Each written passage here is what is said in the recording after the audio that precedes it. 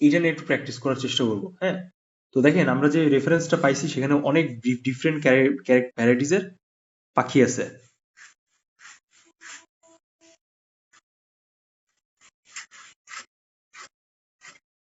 তো এটা হচ্ছে আমরা মার্ক করে নিচ্ছি স্পেসটা আমরা যার ভেতরে রাখতে চাই। ঠিক আছে, সেম ওয়ে আমরা আগের দিন যেরকম শিখছি সেরকম ভাবে আজকেও আমরা এই জায়গাটাকে একটু মার্ক করে নিব।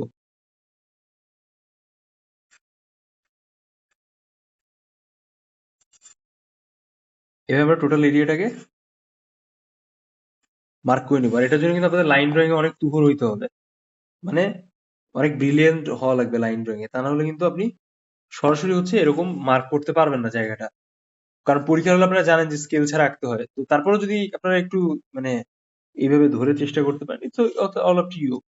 তো সবার আগে বিষয়টা হচ্ছে পাখি আর মাছ, সরি, ঘুড়ি, ঘুড়ি আর হচ্ছে আপনার পাখির সমন্বয় আমরা কিভাবে আঁকতে পারি নকশা। তো এই যে আমাদের 4টা স্পেস আছে, এই 4টা স্পেসে হচ্ছে আমরা সরাসরি এই কর্নারের অংশটাকে আমরা এইভাবে ভাগ করে নিই, দেখেন।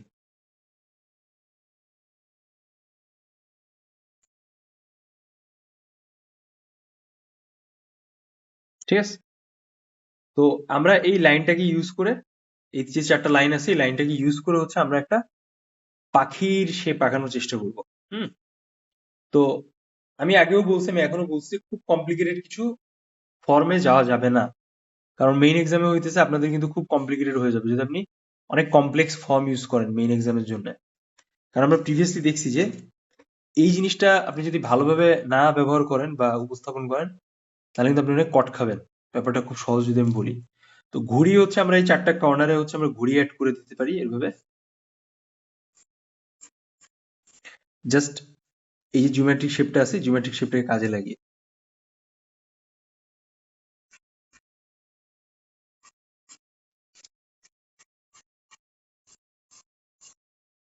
এ গেল ঘুড়ির শেপ। ঠিক আছে,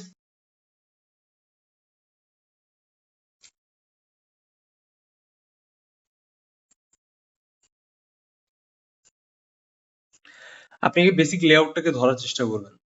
তারপর হইতেছে আপনি আপনার মতো করে উপস্থাপন করবেন যে আপনি কিভাবে ব্যাপারটাকে দেখতে চাচ্ছেন। হ্যাঁ, আমরা অবশ্যই রিপিটেশন টার্মে যাব। আমরা যে প্র্যাকটিসটা করব আজকে এর ভেতরে আমরা কিছু রিপিটেশন ব্যাপারটাকে রাখার চেষ্টা করব। হুম, তো এটা একটু সবাই মাথায় রেখেন। তো যদি আমরা পাখি আঁকতে চাই তাহলে আমরা কি উপস্থাপন করতে পারি এখানে বলেন তো? আমরা এখানে কিন্তু প্যাচার শেপ আঁকতে পারি,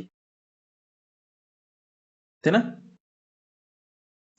তো আমরা এই জায়গাটাকে একটু বক্সের শেপ নিয়ে নিই আগে। ঠিক আছে, দেন আমরা এই বক্সের এরিয়াটায় একটু প্যাচার শেপটাকে ধরার চেষ্টা করব।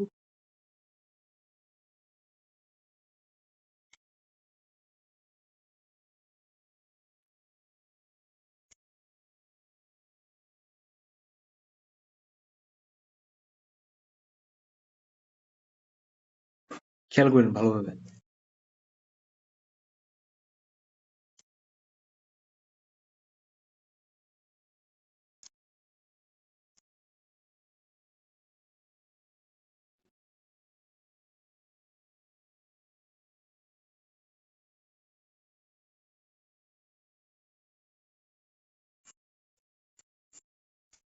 আমরা কিন্তু ঘুড়ির যে পার্টটা আছে বুঝতে পারছেন সবাই, ঘুড়ির যে লেজের পার্টটা আছে আমরা কিন্তু এটাকে কাজে লাগিয়ে দিচ্ছি প্যাচার পা হিসেবে।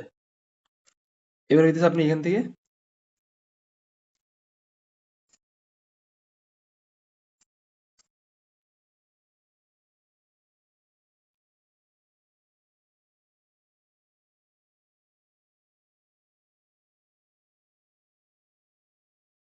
এরকম ভাবে ব্যাপারটা দিলেন, দেখেন তো 4টা এরিয়া ফিল আপ হয়ে গেছে না?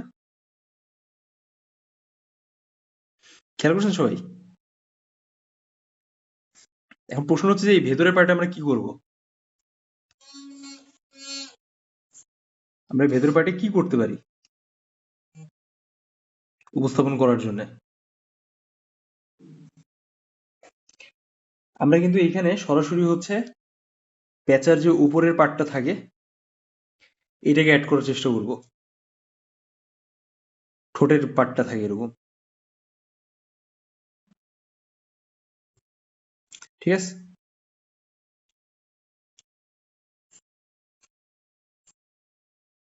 এরকম দেখছেন। দেন আমরা এখান থেকে কিছু ডিজাইন দেবো,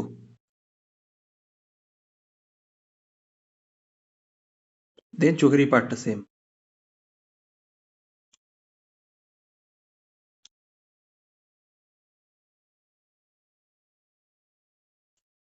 তাই না? এখন এদের প্যাঁচার মতো মনে হচ্ছে।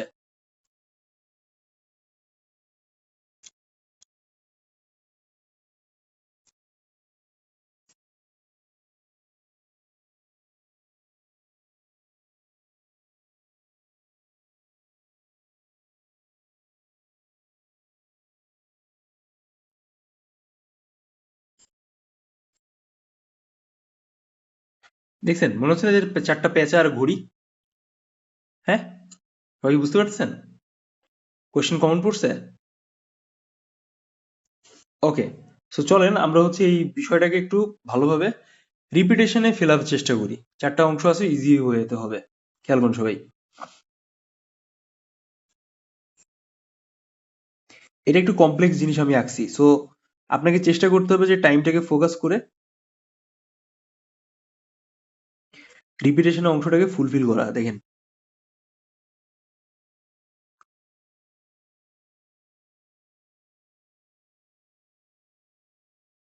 ঠিক আমি যেভাবে দেখাচ্ছি এভাবে ধরার চেষ্টা করবেন।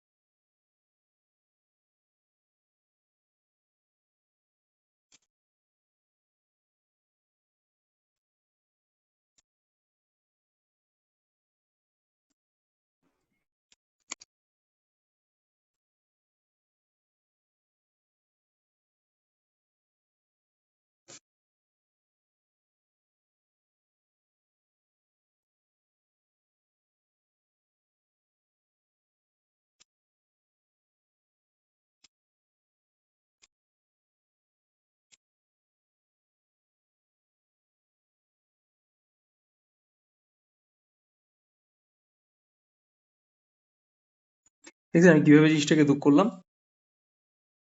এবার সেম ওয়ে হচ্ছে আপনি অপোজিট ডিরেকশনটা করবেন এইখানে।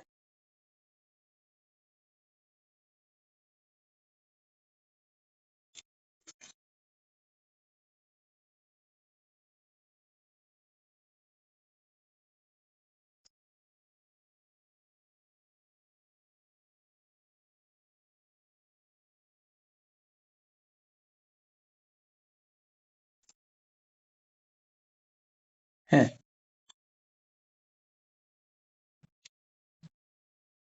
সবাই কি আমার ব্যাপারটা বুঝতে পারছেন আমি কি বলতে চাচ্ছি?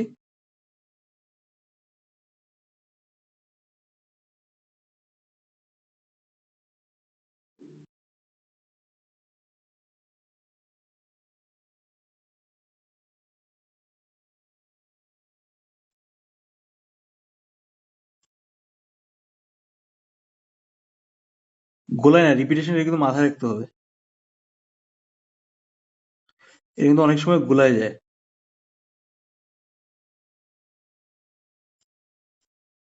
ঠিক আছে, তো গোলানো যাবে না, গোলাইলে কিন্তু খুব সমস্যা।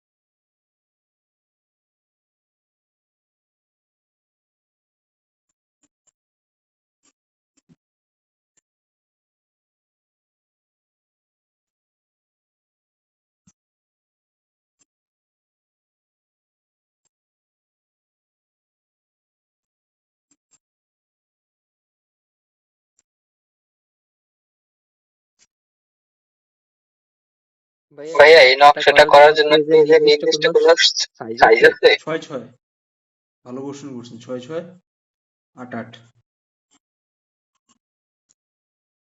এর বেশি আপনাদের মেন এক্সামে আসবে না, স্কুল স্পেস দেওয়াই থাকবে, তাদের দিয়ে দিবে স্পেস আপনাকে। হুম, এরকম।